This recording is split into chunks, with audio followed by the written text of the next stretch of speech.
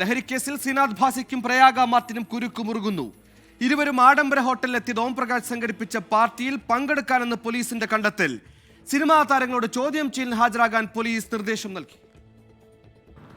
ലഹരിക്കേസിൽ ഓംപ്രകാശിനും കൂട്ടാളിക്കും ജാമ്യം ലഭിച്ചെങ്കിലും ഇവരുടെ മുറിയിലേക്ക് സിനിമാ താരങ്ങളായ ശ്രീനാഥ് ഭാസിയും പ്രയാഗ മാർട്ടിനും എന്തിനെത്തിയെന്ന ചോദ്യത്തിന് ഉത്തരം ലഭിച്ചിരുന്നില്ല. എന്നാൽ ചില തെളിവുകൾ ആ ഉത്തരത്തിലേക്ക് പോലീസിനെ എത്തിക്കുന്നുണ്ട്. ചില കണ്ടെത്തലുകളും.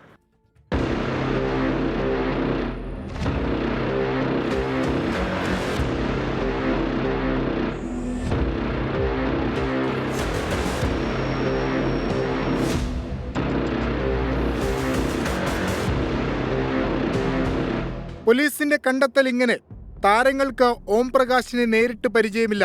ഇവരെ മുറിയിലേക്ക് എത്തിച്ചത് എളമക്കര സ്വദേശി ബിനു ജോസഫാണ്.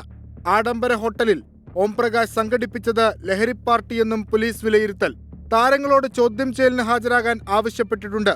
കൊച്ചിയിലെ സിനിമ ഗുണ്ടാ മാഫിയകൾ കേന്ദ്രീകരിച്ചാണ് അന്വേഷണം പുരോഗമിക്കുന്നത്. വിശദമായിട്ടുള്ള അന്വേഷണം നടന്നു വരികയാണ്. അതുമായിട്ട് ബന്ധപ്പെട്ട മുഴുവൻ ആളുകളെയും ചോദ്യം ചെയ്ത് മൊഴി രേഖപ്പെടുത്തി അതിൻ്റെ ഫോറൻസിക് എക്സാമിനേഷൻ റിസൾട്ടൊക്കെ കിട്ടിയതിൻ്റെ അടിസ്ഥാനത്തിൽ വിശദമായിട്ടുള്ള അന്വേഷണം നടന്നു വരികയാണ്.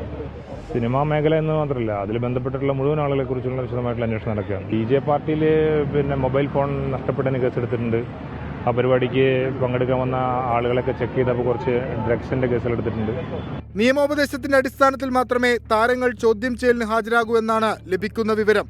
റിമാൻഡ് റിപ്പോർട്ടിൽ പേരുള്ള 20 പേരെയും വിളിച്ചുവരുത്തി ചോദ്യം ചെയ്യുമെന്നും പോലീസ് അറിയിച്ചു. എറണാകുളം സൗത്ത് ACPയുടെ നേതൃത്വത്തിലാണ് അന്വേഷണം. കേസിൽ കൂടുതൽ അറസ്റ്റുകൾക്കും സാധ്യതയുണ്ട്. കെമിക്കൽ അനാലിസിസ് ടെസ്റ്റിന്റെ റിസൾട്ട് പോസിറ്റീവായാൽ കേസന്വേഷണം മറ്റു തലത്തിലേക്ക് മാറും.